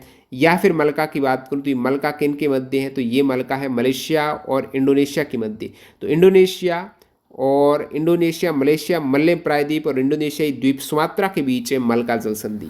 16वीं सदी में पुर्तगालियों ने इस महत्वपूर्ण मार्ग पर कब्जा करने का अभियान चलाया था। तो इंडोनेशिया मलेशिया मलय प्रायद्वीप और इंडोनेशियाई द्वीप सुमात्रा के मध्य है, ये आपकी मलका स्टेट हैं जो कि दक्षिण चीन सागर और अंडमान सागर को आपस में जोड़ती है। नेक्स्ट आपकी जिब्राल्टर जल संधि। जिब्राल्टर जल संधि है दोस्तों, भूमध्य सागर और अटलांटिक महासागर को जोड़ती है। जिब्राल्टर है तो भूमध्य सागर और अटलांटिक महासागर, ये आप देख सकते हो जिब्राल्टर स्टेट है। इस साइड आपका भूमध्य सागर है, ठीक है, इस साइड आपका मेडिटेरेनियन सी है और इस साइड आपका अटलांटिक ओशियन है। तो ये भूमध्य और अटलांटिक आपस में जिब्राल्टर से कनेक्ट हो रहे हैं, ठीक है, जिब्राल्टर है। देश की बात करें तो इस साइड स्पेन है, इस साइड आपका मोरक्को है। स्पेन और मोरक्को को अलग करती हैं, दो मास को अलग करती हैं, वो आपकी हो जाएगी जिब्राल्टर। तो जिब्राल्टर क्या करती है, स्पेन और मोरक्को को अलग करती है, या फिर यूरोप को अफ्रीका से पृथक करती है, ठीक है। स्पेन है यूरोप और इस साइड अफ्रीका का देश, तो ये यूरोप और अफ्रीका को पृथक करने वाला जिब्राल्टर है। तो जिब्राल्टर आपका बड़े बड़े तौर पर काफ़ी इंपॉर्टेंट पॉइंट कवर हो रहे हैं। भूमध्य सागर और अटलांटिक रट लो भाई, जिब्राल्टर काफ़ी बार आया हुआ है। भूमध्य सागर एक साइड अटलांटिक सागर को जोड़ती है, और यूरोप को अफ्रीका से पृथक करती है, यानी स्पेन को मोरक्को से अलग करती है, यूरोप को अफ्रीका से करती है। यूरोप अफ्रीका के मध्य जिब्राल्टर है, स्पेन मोरक्को के मध्य जिब्राल्टर है, ठीक है। नेक्स्ट अपनी है हडसन स्टेट। हडसन जल संधि की बात करें तो हडसन की खाड़ी को लेब्राडोर सागर से जोड़ती है। अब ये आप देख सकते हो हडसन स्टेट है, ये है लेब्राडोर सागर, ये है हडसन की खाड़ी, इन दोनों को जोड़ने वाली है ये हडसन स्टेट है। देश की बात करें तो ये आपका कनाडा है पूरा, ये कनाडा है पूरा। तो कहीं ना कहीं ये कनाडा के अंतर्गत है हडसन की जल संधि। तो हडसन जल डमरू मध्य कनाडा में अटलांटिक महासागर, ये अटलांटिक महासागर और लेब्राडोर सागर है, ये हडसन की खाड़ी से अटलांटिक महासागर और लेब्राडोर सागर, ये दोनों ही कह सकते हो सागर हैं, इनको हडसन की खाड़ी से, ये हडसन की खाड़ी से जोड़ कौन रहा है, वो हडसन की जल संधि जोड़ रही है। तो लेब्राडोर सागर या फिर अटलांटिक महासागर है, इनको हडसन की खाड़ी से जोड़ने का काम कर रही है। हडसन की संधि, लेब्राडोर सागर, कनाडा के अंतर्गत ये सब कुछ हो रहा है। तो ये आपका जलडमरू मध्य बाफिन द्वीप और नूनावीक के बीच स्थित है, ये भी आपको ध्यान रखना है। हडसन की जो जल संधि है ये बाफिन द्वीप और नूनाविक, बाफिन नूनाविक हडसन, हडसन बाफिन नूनाविक के मध्य है। लेब्राडोर सागर को जोड़ती है हडसन की खाड़ी को विशेषकर, या फिर अटलांटिक महासागर और लेब्राडोर सागर को हडसन की खाड़ी से जोड़ता है कनाडा में। नेक्स्ट आपका होर्मुज स्टेट है, होर्मुज जल संधि, स्टेट ऑफ होर्मुज। ये होर्मुज की बात हो रही तो ईरान के दक्षिण में फार्स की खाड़ी को ओमान की खाड़ी से अलग करती है। ईरान देश को ओमान देश से अलग करने वाली खाड़ी कौन सी है, ईरान देश को ओमान देश से अलग करने वाली खाड़ी होर्मुज है। तो होर्मुज ने क्या किया, ईरान ओमान को अलग कर दिया। होर्मुज ने ईओ को अलग कर दिया, ईरान ओमान को होर्मुज ने अलग कर दिया। तो ईरान के दक्षिण में फार्स की खाड़ी को ओमान की खाड़ी से, तो फार्स खाड़ी जो ईरान में है, ओमान की खाड़ी, इनको आपस में अलग जोड़ने वाली है स्टेट ऑफ होर्मुज। फार्स की खाड़ी और ओमान की खाड़ी के बीच में है होर्मुज जल संधि, आपको पूछ ले तो ओमान और ईरान है, तो फार्स की खाड़ी जो ईरान में है और ओमान की खाड़ी, इनके बीच में होर्मुज जल संधि है। तो ये आप देख सकते हो स्टेट ऑफ होर्मुज है। एक साइड आपका गल्फ ऑफ ओमान है, एक साइड आपका जो फार्स की खाड़ी है, पर्शियन गल्फ है, इनके मध्य है होर्मुज जल संधि, स्टेट ऑफ होर्मुज, जो ईरान और ओमान को आपस में अलग करती है, होर्मुज जल संधि। नेक्स्ट आपकी है बाब अल मंदेब जल संधि। तो बाब अल मंदेब जल संधि देखते हैं। बाब अल मंदेब जल संधि है, एक साइड है आपका गल्फ ऑफ अदन, एक साइड है आपका रेड सी। तो लाल सागर को गल्फ ऑफ अदन, इनसे जोड़ने वाला है ये बाबल अदेब जल संधि। तो बाब अल मंदेब से आगे सवाल भी आएगा, तो ध्यान रखना। बाब अल मंदेब, आपका बाबा जी है वो लाल है, रेड सागर है, बाबा जी है वो आधे से ज़्यादा उम्र के हैं, अदेन है। गल्फ ऑफ अदेन और Gulf of Red Sea, Red Sea और अदेन की खाड़ी को आपस में जोड़ती हैं बाब अल मंदेब, बाब अल मंदेब। और देश की बात करें बाब अल मंदेब की, तो ये वाली आपकी हैं बाब अल मंदेब है। देशों में आपका सऊदी अरबिया है, यमन है, ओमान है, और इस साइड आपका इरिट्रिया है, और जिबूती है, सोमालिया है। इन सभी को आपस में अलग करती हैं बाब अल मंदेब, या फिर मैं कह सकता हूँ अरबी प्रायद्वीप पर यमन, जिबूती, इरित्रिया। यमन, ये आप देख सकते हो यमन, और उसके बाद में वर्षेज कौन है, तो इस साइड आपका जिबूती आपको देखने को मिलेगा, जिबूती, इरित्रिया देखने को मिलेगा, और उत्तरी सोमालिया देखने को मिलेगा। तो इनके मध्य ये जलडमरू मध्य है, यमन एक साइड है, दूसरी साइड इरिट्रिया, जिबूती, सोमालिया, और ये अरबी प्रायद्वीप पर है यमन, और इनके मध्य जलडमरू मध्य है ये बाबल मंदेव हैं, जो कि गल्फ ऑफ अदेन और रेड सी को आपस में कनेक्ट करता है। तो ये इंपॉर्टेंट जलडमरू मध्य। टोरस स्टेट की बात करें, टोरेस जल संधि ऑस्ट्रेलिया और नया गिनी द्वीप के बीच में है। पपुआ न्यू गिनी है ना, गिनी जो New Guinea, Papua New Guinea द्वीप और ऑस्ट्रेलिया के मध्य है टोरेस जल संधि।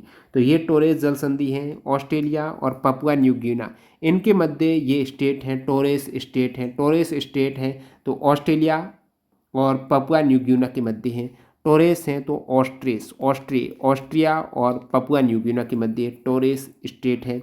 इंडियन ओशियन और कोरल सी को आपस में जोड़ती हैं, ये आप कह सकते हो। एक साइड आपका हिंद महासागर है, एक साइड आपका कोरल सी है, इनको आपस में जोड़ती हैं कोरल सी, जो कि पैसिफिक ओशियन, प्रशांत महासागर का भाग है। तो हिंद महासागर और प्रशांत महासागर इंडियन ओशियन में कोरल सी को कनेक्ट करती हैं, वो आपकी है टोरेस स्टेट, जो ऑस्ट्रेलिया और पपुआ न्यू गिनी के मध्य हिंद महासागर और कोरल सी को जोड़ती है। सुंदा जल संधि इंपॉर्टेंट है, काफ़ी सवाल यहाँ से पूछा गया है। सुंदा जल संधि है, ये जावा सागर को हिंद महासागर से जोड़ती है। तो ये आपके सुंदा स्टेट हैं, एक साइड आपका जावा सी है, एक साइड आपका हिंद महासागर है। इन दोनों को सुंदा जल संधि या फिर बोले सुंदा जल संधि इंडोनेशिया के सुमात्रा द्वीप और जावा द्वीप के बीच जल संधि है। सुमात्रा और जावा द्वीप के मध्य है सुंदा, सुंदा जल संधि इंडोनेशिया के सुमात्रा आइलैंड, इंडोनेशिया का है सुमात्रा आइलैंड, और जावा द्वीप के मध्य है, या फिर जावा सागर को हिंद महासागर से जोड़ती है। तो सुंदा आइलैंड है, हिंद महासागर को जावा से जोड़ती है। नेक्स्ट आपका इंग्लिश चैनल है, अटलांटिक ओशियन में है। आपको पूछ लें इंग्लिश चैनल कहाँ पर है, तो ये अटलांटिक सागर में है, अटलांटिक ओशियन में है इंग्लिश चैनल। अब चैनल और जल संधि का मैंने बता दिया, चैनल थोड़ा वाइड होता है और दो भूभाग को आपस में जोड़ने का काम करेगा चैनल। ग्रेट ब्रिटेन को उत्तरी फ्रांस से अलग करता है चैनल।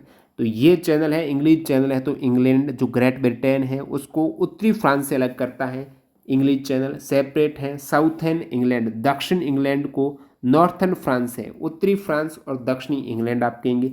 तो दक्षिण साइड में आपका इंग्लैंड है, ये वाला, ये पूरा इंग्लैंड दक्षिणी भाग, और ये उत्तरी फ्रांस है, ऊपर फ्रांस, नीचे ये इंग्लैंड, इन दोनों को अलग करता है, ये आपका हो जाएगा इंग्लिश चैनल है। ठीक है, इंग्लिश चैनल है, ये पूरा इंग्लिश चैनल है, और उत्तरी सागर को अटलांटिक से जोड़ता है। एक साइड आपका अटलांटिक सागर है, एक साइड आपका उत्तरी सागर है, इन दोनों को जोड़ता है इंग्लिश चैनल है। तो इंग्लिश चैनल है, अटलांटिक और उत्तरी सागर यहाँ पर आते हैं, और यही इंग्लिश चैनल है। एक साइड आपका स्टेट ऑफ डोवर है, डोवर जल डमरू मध्य द्वारा उत्तरी सागर से कनेक्ट होता है। तो नॉर्थन सी और डोवर जल डमरू मध्य हैं, ये भी इंग्लिश चैनल से कनेक्ट होते हैं। चैनल की लंबाई है कितनी, ये चैनल पूरा कितना लंबा है, चौड़ा है, इस आप चौड़ाई इस चैनल की देखेंगे तो 240 किलोमीटर इसकी चौड़ाई है, 240 किलोमीटर, और लंबाई है इस चैनल की 563 है। 530 इसकी लंबाई है और 240 चौड़ाई है, 560 के आसपास लंबा है और उसका हाफ 240 ही चौड़ा है। इंग्लिश चैनल है जो कि नीचे दक्षिणी इंग्लैंड और उत्तरी फ्रांस को आपस में अलग करता है, या फिर डोवर जल संधि को, ये पूरा उत्तरी समुद्र है, उत्तरी सागर है, इनको जोड़ता है, या फिर कह सकते हो अटलांटिक और उत्तरी सागर, अटलांटिक महासागर और उत्तरी सागर है, इसको आपस में जोड़ता है इंग्लिश चैनल। इंग्लिश चैनल से पूछा जाता है दुनिया का सबसे व्यस्त शिपिंग क्षेत्र कहाँ पर है, इंग्लिश चैनल में है। इंग्लिश चैनल से पूछा जाता है सबसे पहले इंग्लिश चैनल को तैरकर पार किसने किया था, कौन सा पर्सन है, तो बात है 1875 की। ग्रेट ब्रिटेन के कैप्टन मैथ्यू वेब का नाम आता है। वेब आपको इंग्लिश चैनल देखने को मिलेगा, तो वेबसाइट आपको देखनी पड़ेगी। इंग्लिश में आप सर्च करते हो तो क्या करते हो, वेबसाइट में जाएंगे, इंग्लिश ज़्यादा आती नहीं। तो वेब हैं इंग्लिश चैनल को पार करने वाले प्रथम व्यक्ति हैं, जो कि ग्रेट ब्रिटेन के थे। 1875 में इसको स्विम किया था बिना किसी असिस्टेंट की सहायता से। इतना लंबा है, 563 किलोमीटर इसको स्विम किया है। विश्व में इंग्लिश चैनल को पार करने वाली प्रथम महिला कौन है, ये पुरुष हैं, और सबसे पहले वाले पुरुष महिला में यही वेब है। और प्रथम महिला का पूछ ले तो वो है थोड़ी एड्रिल, एड्रिल है, ठीक है, एज में है। ग्रेट्रूड इनका नाम है, ग्रेट्रूड एड्रिल। तो ग्रेट्रूड एड्रिल हैं, ये यूएसए से हैं। 1926 में इन्होंने इंग्लिश चैनल पार किया, महिला है प्रथम। तो एड्रिल, ग्रेट्रूड एड्रिल है। यहाँ से सवाल आता है, भारत का पूछ लें, प्रथम भारतीय जिन्होंने इंग्लिश चैनल तैरकर पार किया, तो मिहिर सेन है। इंग्लिश चैनल पार करने वाले पहले भारतीय या फिर पहले एशियाई है मिहिर सेन, ये 1958 में इन्होंने किया था। और प्रथम महिला कौन है, फर्स्ट इंडियन वुमेन जो कि इंग्लिश चैनल को क्रॉस किया, आरती शाह। पुरुष में है मिहिर सेन, महिला में है आरती शाह है। आरती शाह ने 1959 में किया, इससे पहले मिहिर सेन 1958 में कर चुके थे इंग्लिश चैनल को पार। एशिया में ऐसा करने वाली प्रथम महिला तैराक बनी है 1959 में, 29 सितंबर को वो आरती शाह बनी है। आरती शाह को 1960 में पद्मश्री अवार्ड भी दिया गया है, वह इस पुरस्कार को पाने वाली प्रथम भारतीय महिला खिलाड़ी भी हैं आरती शाह। और बाकी यहाँ पर बात करते हैं डोवर जल संधि की। तो डोवर जल संधि अभी आपने ऊपर देखा है, ये जो इंग्लिश चैनल है ये डोवर जल संधि, और इधर इधर आपका उत्तरी समुद्र है, इनको आपस में कनेक्ट करती हैं, या फिर ये अटलांटिक सागर और उत्तरी समुद्र को आपस में कनेक्ट करती है। तो डोवर जल संधि कहीं ना कहीं आपके निकल के आ रही है, ग्रेट ब्रिटेन के अंतर्गत निकल के आ रही है। डोवर जल संधि ग्रेट ब्रिटेन को यूरोप से अलग करती है, ग्रेट ब्रिटेन को फ्रांस से अलग करती है। तो क्योंकि डोवर जल संधि वही आपका इंग्लिश चैनल वाला ही काम हो रहा है, एक साइड फ्रांस है, एक साइड आपका ब्रिटेन है। डोवर जल संधि इंग्लिश चैनल और उत्तरी सागर को जोड़ती है, और वही सेम केस आ गया है, एक साइड आपका दक्षिण ब्रिटेन है, एक साइड आपका उत्तरी फ्रांस है, या फिर ब्रिटेन और फ्रांस को आपस में अलग करती है। किस जल डमरू मध्य से सुरंग निकाली गई है, तो वो आपके डोवर जल डमरू मध्य। सवाल पूछ रहे हैं किस जल डमरू मध्य से सुरंग निकाली गई है, तो डोवर जल डमरू मध्य से सुरंग निकाली गई है। डोवर जल डमरू मध्य से जाने वाले चैनल सुरंग यूनाइटेड किंगडम और फ्रांस को आपस में जोड़ती हैं। रेलवे सुरंग की कुल लंबाई 50.45 किलोमीटर है, तो डोवर जल डमरू मध्य से। अब यहाँ पर चैनल की बात कर रहे थे, जो भारत में चैनल हैं 8 डिग्री, 9 डिग्री, 10 डिग्री, वो चैनल कौन कौन से हैं उसके बारे में बात करते हैं। देखिए भारत में आपको चैनल है, इधर मालदीव से स्टार्ट हो जाएगा 8 डिग्री, फिर ऊपर आएगा 9 डिग्री, इस साइड आपका 10 डिग्री। तो 8, 9, 10 ये कुछ चैनल है भारत के डिग्री में। इनको थोड़ा बात करूँ, शुरुआत 10 डिग्री से करूँ मैं, सबसे राइट वाला, यानी वैसे 8, 9, 10 है, तो ये 10 वाले की शुरुआत करूँ। 10 वाला इधर आपका बे ऑफ बंगाल साइड में है, अंडमान निकोबार साइड में है 10 डिग्री चैनल। तो 10 डिग्री चैनल किसको आपस में जोड़ता है, अलग करता है, अंडमान द्वीप और निकोबार द्वीप समूह को अलग करता है, 10 डिग्री चैनल है। तो इस साइड है आपका 10 डिग्री चैनल है, 10 डिग्री चैनल है, जो कि अंडमान और निकोबार के मध्य है, या फिर आप कह सकते हो लिटिल अंडमान और कार निकोबार के मध्य है 10 डिग्री चैनल। तो 10 डिग्री चैनल है वो आपका अंडमान और निकोबार द्वीप को अलग करता है, और छोटे अंडमान द्वीप को कार निकोबार द्वीप से अलग करता है। छोटा अंडमान और कार निकोबार के मध्य है 10 डिग्री। तो यहाँ पर आप देख सकते हो ये कार निकोबार, ये छोटा अंडमान, इनके मध्य आपका 10 डिग्री चैनल है। 10 से पहले आपका 9 डिग्री आ जाएगा। ये आपका इस साइड 10 डिग्री है, इस साइड आपका कहीं ना कहीं 9 डिग्री है, इस साइड 8 डिग्री है। तो 10 से पहले 9 डिग्री की बात करें तो 9 डिग्री चैनल है मिनिकॉय और कावारती को अलग करता है। तो ये लक्षद्वीप के पास है मिनिकॉय और कावारती, इनको आपस में अलग करता है 9 डिग्री। या फिर मिनिकॉय से कल्पेनी और सुहेली पार को अलग करता है, ये भी कह सकते हो। मिनिकॉय को लेकाडीव द्वीप से अलग करता है, ये भी कह सकते हो। कल्पेनी और सुहेली पार ये लेकाडीव आइलैंड में स्थित है, द्वीप समूह में स्थित है। तो ये कल्पेनी और सुहेल पार है, लेकाडीव है। तो मिनिकॉय को ये लेकाडीव से आप कह सकते हो। सुहेली पार कावारती तहसील का भाग है। मिनिकॉय और कावारती लक्षद्वीप के दो द्वीप है, आपको पता होगा। तो मिनिकॉय और कावारती को जो अलग करते हैं ये लक्षद्वीप के ही कहीं न कहीं आइलैंड है। 9 डिग्री चैनल लक्षद्वीप में ही है। मिनिकॉय को स्थानीय रूप से मलिकू के रूप में जाना जाता है। तो ये आपका 9 डिग्री चैनल का आपका कवर हो गया है। कहीं न कहीं 9 डिग्री चैनल है लक्षद्वीप के दो आइलैंड मिनिकॉय और कावारती को आपस में अलग करता है 9 डिग्री चैनल।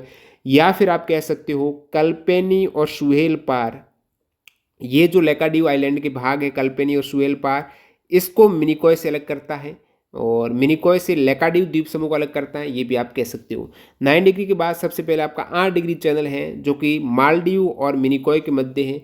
तो लक्षद्वीप का मिनिकॉय और मालदीव है। तो लक्षद्वीप और मालदीव के मध्य आपको मिलेगा 8 डिग्री चैनल। मालदीव जो अलग देश है और लक्षद्वीप जो भारत का ही भाग है। तो लक्षद्वीप में मिनिकॉय है सबसे नीचे, तो मिनिकॉय और मालदीव के मध्य है 8 डिग्री चैनल। तो ये कवर हो गया 8 डिग्री। अब बात करें 6 डिग्री चैनल की। 6 डिग्री चैनल को द ग्रेट चैनल कहा जाता है। द ग्रेट चैनल या फिर 6 डिग्री चैनल है Indira point in great Nicobar and रोंडो island of Indonesia, इनके मध्य है। ग्रेट निकोबार का इंदिरा पॉइंट आप देख सकते हो, ऊपर आप मैप में देखेंगे तो ये आपका ग्रेट निकोबार, ये कार निकोबार है आपका, यहीं पर ग्रेट निकोबार, और उसके नीचे आपको मिलेगा वो आइलैंड मिलेगा इंडोनेशिया का रोंडो आइलैंड। तो ग्रेट निकोबार और रोंडो आइलैंड है, इनके मध्य है 6 डिग्री चैनल है। तो 8, 9, 10 फिर 6 इस साइड आ गया आपका। तो ग्रेट निकोबार और रोंडो आइलैंड है, या फिर इंदिरा है इंडियाज़ का ग्रेट निकोबार आइलैंड, और इंडोनेशिया का सुमात्रा आइलैंड है, इनके मध्य स्थित है 6 डिग्री चैनल है। इंडोनेशिया की सुमात्रा द्वीप और भारत का ग्रेट निकोबार द्वीप के मध्य 6 डिग्री चैनल है। इस 6 डिग्री चैनल को ग्रेट चैनल कहा जाता है क्योंकि ये ग्रेट निकोबार आइलैंड और इंडोनेशिया के सुमात्रा आइलैंड के मध्य, तो great channel in the Indian ocean है। तो ये हिंद महासागर को सेपरेट करता है। ग्रेट निकोबार आइलैंड और सुमात्रा आइलैंड को आपस में अलग करता है ग्रेट चैनल, जो कि इंडियन ओशियन में स्थित है। और या फिर ये पूरा एक तरीके से बड़े बड़े तौर पर यही सुमात्रा आइलैंड और ग्रेट निकोबार आइलैंड के मध्य है। और ग्रेट चैनल किसे पृथक करता है? ग्रेट निकोबार को सुमात्रा से, यही सवाल आता है। कोको चैनल की बात करें तो कोको चैनल का एक ही लाइन में आंसर बता देता हूँ। कोको चैनल म्यांमार के कोको द्वीप और उत्तरी अंडमान द्वीपों के बीच में स्थित है। तो नॉर्थ अंडमान आइलैंड और कोको आइलैंड म्यांमार है। तो कोको है तो म्यांमार है, कोको म्यांमार, कोको म्यांमार।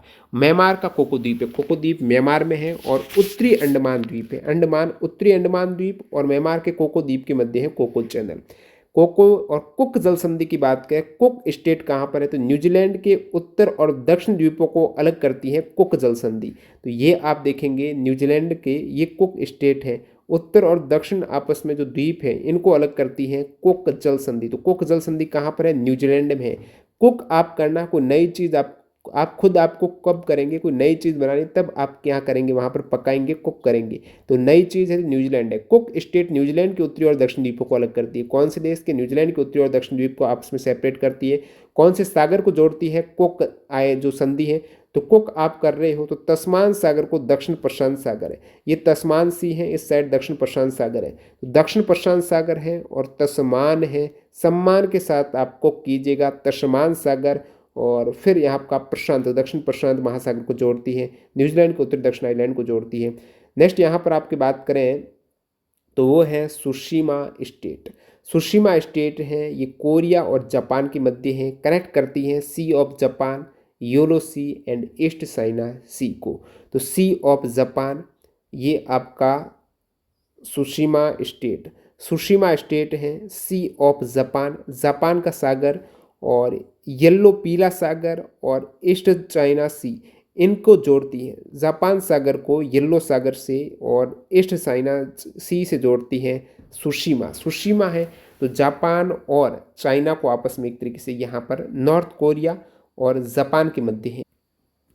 तो ये आपकी सुशिमा उत्तरी कोरिया और जापान के मध्य है। सुशिमा, सुशिमा कोरिया वाले जापान वाले बोलते हैं सुशिमा, तो कोरिया वाले जापान वाले Tsushima. Tsushima sea of Japan और सी ऑफ येलो सी या फिर ईस्ट चाइना सी के मध्य है सुशिमा स्टेट। टोकरा जल संधि कहाँ पर है? टोकरा आपका जापान में है। टोकरा है जापान में, पूर्वी चीन सागर और प्रशांत महासागर को जोड़ती है टोकरा जल संधि। पूर्वी चीन सागर और प्रशांत महासागर, टोकरा आप जाएंगे तो आप जाएंगे जापान में जाएंगे टोकरा के लिए। पूर्वी चीन सागर और प्रशांत महासागर को जोड़ती है। नेक्स्ट आपकी स्टेट है डेनमार्क स्टेट। अब डेनमार्क स्टेट है ये ग्रीनलैंड और आइसलैंड के मध्य है। डेनमार्क स्टेट है ग्रीनलैंड और आइसलैंड मध्य। डेनमार्क है Den green ice, green ice, green ice के मध्य डेनमार्क है।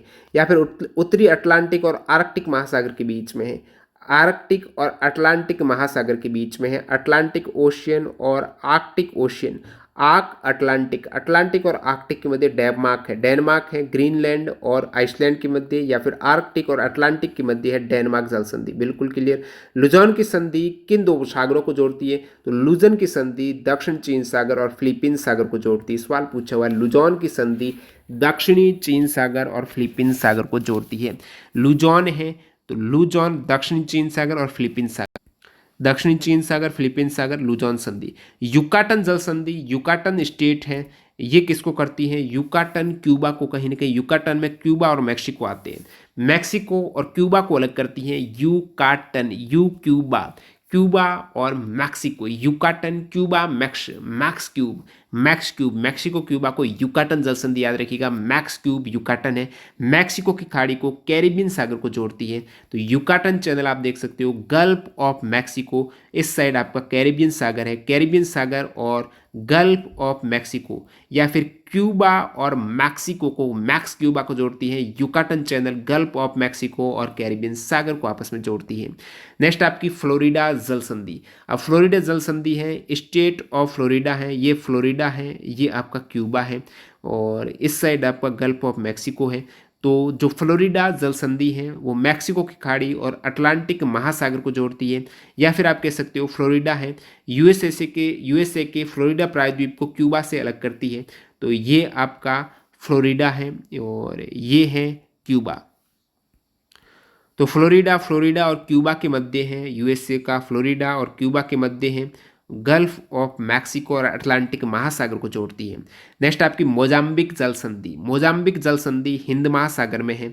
मोजाम्बिक जल संधि कहाँ पर है? इंडियन ओशियन में है। ये दक्षिण पूर्वी अफ्रीकी देश मोजाम्बिक और मेडगास्कर को अलग करती है। तो ये मोजाम्बिक और मेडगास्कर, मेडगास्कर और मोजाम्बिक के मध्य ये अपना इंडिया है और इस साइड ये संधि है मोजाम्बिक जल संधि। तो कहीं ना कहीं ये इंडियन ओशियन में आती है जल संधि। और दक्षिण पूर्वी अफ्रीकी देश है जो मोजाम्बिक देश है, ये दक्षिण पूर्वी अफ्रीकी देश है जो जिम्बाब्वे के पास में ही है मोजाम्बिक। तो मोजाम्बिक देश और इस साइड आपका ये मेडगास्कर है। तो मेडगास्कर और मोजाम्बिक के मध्य है मोजाम्बिक जल संधि, ये हिंद महासागर में है, मेडगास्कर और मोजाम्बिक के मध्य। नेक्स्ट आपकी है वो शेलिकॉफ स्टेट है। ज़्यादा इंपॉर्टेंट तो नहीं है शेलिकॉफ, बता देता हूँ, यूएसए में है, state in United state of America.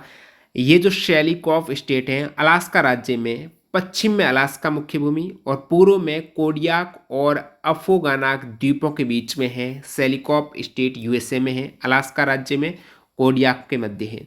Next आपकी ओट्रेंटो, स्टेट ऑफ ओट्रेंटो है। लास्ट आपका देख रहे हो, एड्रियाटिक सागर को यूनियन सागर से जोड़ती है, इटली को अल्बानिया से अलग करती है। ओट्रेंटो इटली और अल्बानिया, ओट्रेंटो इटली अल्बानिया या फिर इनोनियन सागर और एड्रियाटिक सागर को आपस में जोड़ती है।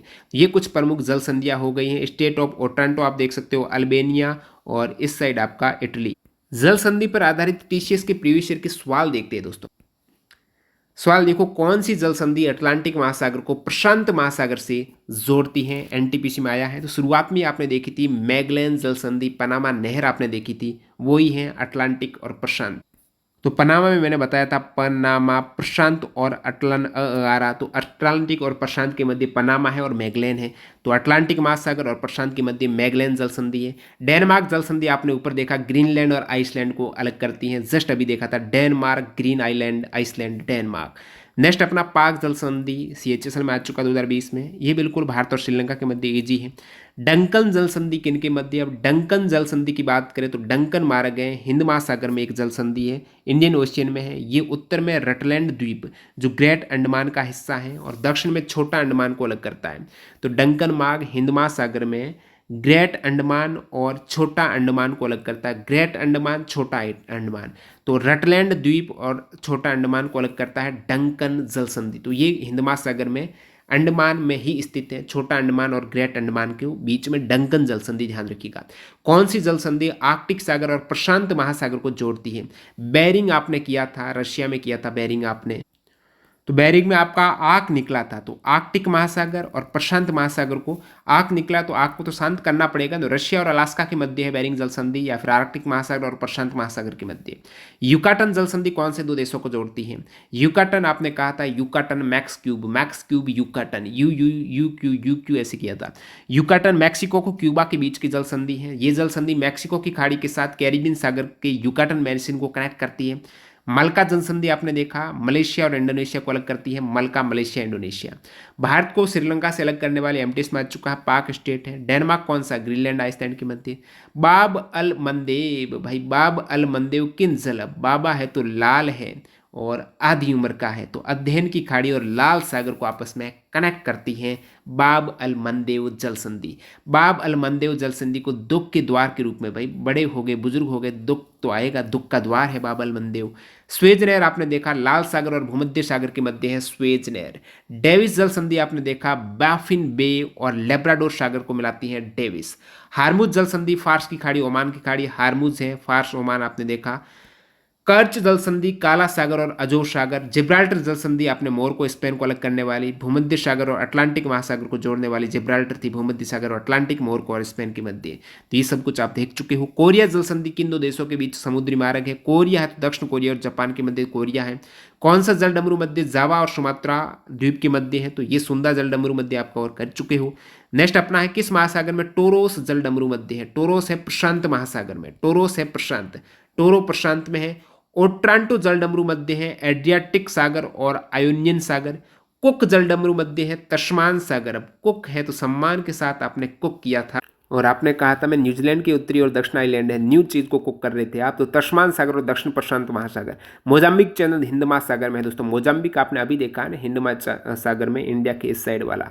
नेक्स्ट अपना है मैच द लिस्ट में सीडीएस में आ चुका है, जो लिस्ट में मैच करके आपको बता रहा हूँ। बास स्टेट जल संधि है ऑस्ट्रेलिया और तस्मानिया के मध्य है, तो बास स्टेट ऑस्ट्रेलिया और तस्मानिया के मध्य है, बास स्टेट ऑस्ट्रेलिया और तस्मानिया। डेविस संधि, डेविस है कनाडा और ग्रीनलैंड के मध्य है।